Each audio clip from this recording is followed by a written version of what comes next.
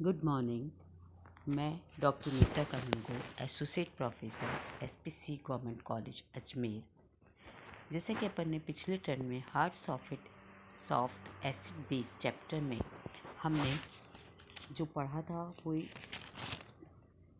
Acid base strength and hardness and softness, अम्ल क्षार सामर्थ्य एवं उसके साथ कठोरता एवं मृदुता को पढ़ा था। आज हम इसका नेक्स्ट टॉपिक लेंगे, सिम्बायोसिस, सहजीवन। सहजीवन यह बताता है कि अम्ल या क्षार की कठोरता या मृदुता किसी परमाणु विशेष का निहित नहीं होती, वरन परिस्थितियां बदलकर उसकी प्रकृति भी बदली जा सकती है।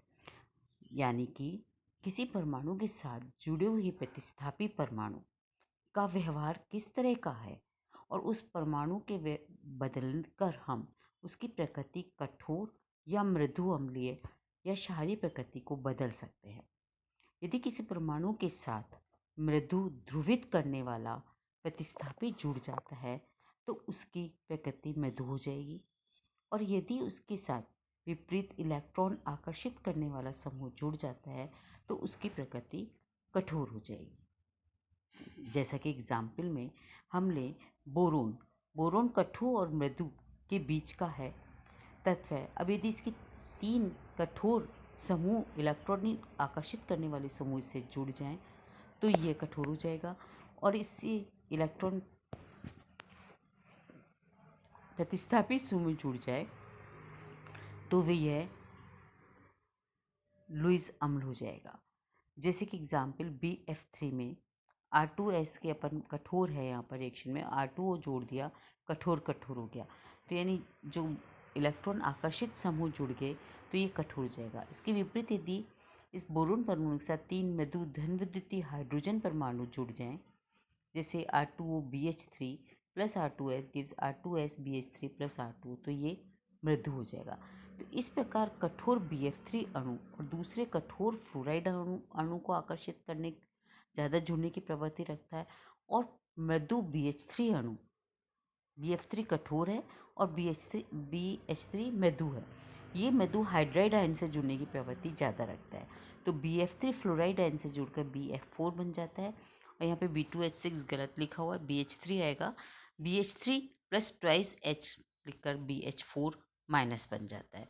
तो इस तरह से यह अभिक्रिया कठोर मृदु, मृदु कठोर से कठोर और मृदु यानी BF4 बनना और BH4 बनना बन जाता है। इसी तरह से हम इलेक्ट्रॉनिक स्पीशीज में हम फ्लोरीन की जगह मीथेन ले लें तो CF3H CH3F दोनों मिलके बनाएंगे CF4CH4, यानी 3 फ्लोरीन युक्त CF3 अणु H के चौथे फ्लोरीन अणु से जुड़ेगा और CF4 बनाएगा, और 3 हाइड्रोजन युक्त CH3 जो है चौथे हाइड्रोजन से जुड़कर CH4 बनाएगा।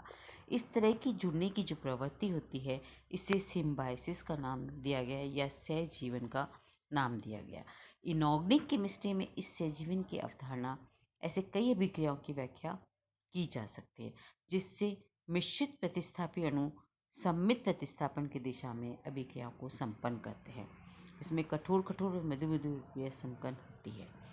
तो यहाँ क्लियर हो गया कि जब BF3 अणु फ्लोराइड आयन से जुड़े और BF4 बनाए और BH3 अणु हाइड्राइड आयन से जुड़े और BH4 बनाए, तो इस तरह से सिमिलर अणुओं से जुड़ने की जो प्रायिकता ज़्यादा होती है, ऐसे प्रोसेस को सहजीवन कहते हैं। तो ये था सिम्बायोसिस के बारे में, जिसमें हमने 2 एग्जाम्पल लेके बता दिया आपको, BF3 और BH3, इसी तरह से CH3 और CF3। इसी के आगे कठोरता एवं मृदुता का सिद्धांत, theories of hardness and softness. अणुओं की कठोरता एवं मृदुता के व्यवहार की व्याख्या करने के लिए कई सिद्धांत दिए गए। इनमें से प्रमुख सिद्धांत है इलेक्ट्रॉनिक थ्योरी। इस सिद्धांत के अनुसार कठोर अंतरक्रिया में आयनिक बंधन बनता है, जबकि मृदु क्रिया में सहसंयोजक बनता है। छोटे आकार व उच्च धनावेश वाले आयनों के साथ अपेक्षा की जाती है कि वे कठोर क्षारकों के साथ आयनिक बंधन बनाते हैं और कठोर मृदु अंतरक्रिया होती है। इन दोनों उत्पाद अस्थायी होते हैं। इनको और ज़्यादा क्लियर करने के लिए कठोरता मृदुता के संदर्भ में दर्शाने के लिए एक समीकरण प्रस्तुत की गई जो है p K equal to minus log K equal to a x plus b y plus c. यहाँ के एक धातु लिगेंड का संयोजन स्थिरांक है, एक्स व वाई धातुओं के लिए पैरामीटर है, ए तथा बी लिगेंडों के लिए पैरामीटर है और सी एक कांस्टेंट है। यह लिगेंड के साथ प्रयुक्त क्रिया होती है, इससे समस्त मान एक समान पैमाने पर व्यवस्थित हो जाते हैं। कठोर अम्लों के लिए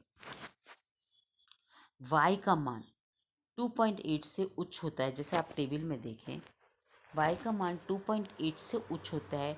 मृदु अम्लों के लिए y का मान 3.2 से उच्च होता है, जबकि सीमा रेखे वाले अम्ल 2.8 से 3.2 के मध्य के होते हैं। अतः कुछ धातुओं के y अपन सारणी में देख रहे हैं, इसमें डायग्राम में दिखाया हुआ है बढ़ती हुई कठोरता और बढ़ती हुई मृदुता को दिखाते हुए डेटा दिए गए। इसी प्रकार बी के साथ मान लिगेंड पैरामीटर है और कठोरता मृदुता के बढ़ने और इसके मानों की वृद्धि होती है। इसमें कुछ लिगेंडों के बी पैरामीटर सारणी में दिए जा रहे हैं। यहाँ एक्स की कठोरता एक मध्यम माप माना जा सकता है और इसके द्वारा निर्धारित संकुलों के स्थायित्व स्थिरांक के बारे में अनुरूप होता है। इसके बाद पाई बॉन्डिंग थ्योरी भी दी है और पिट्जर थ्योरी भी दी है। पाई बॉन्डिंग थ्योरी में जो है पाई सिद्धांत को बताया, जो कि मृदु अम्लों में होता है, जिसमें specially carbonyl ligand, phosphorus, arsenic ऐसे लिगेंडों में पाया जाता है।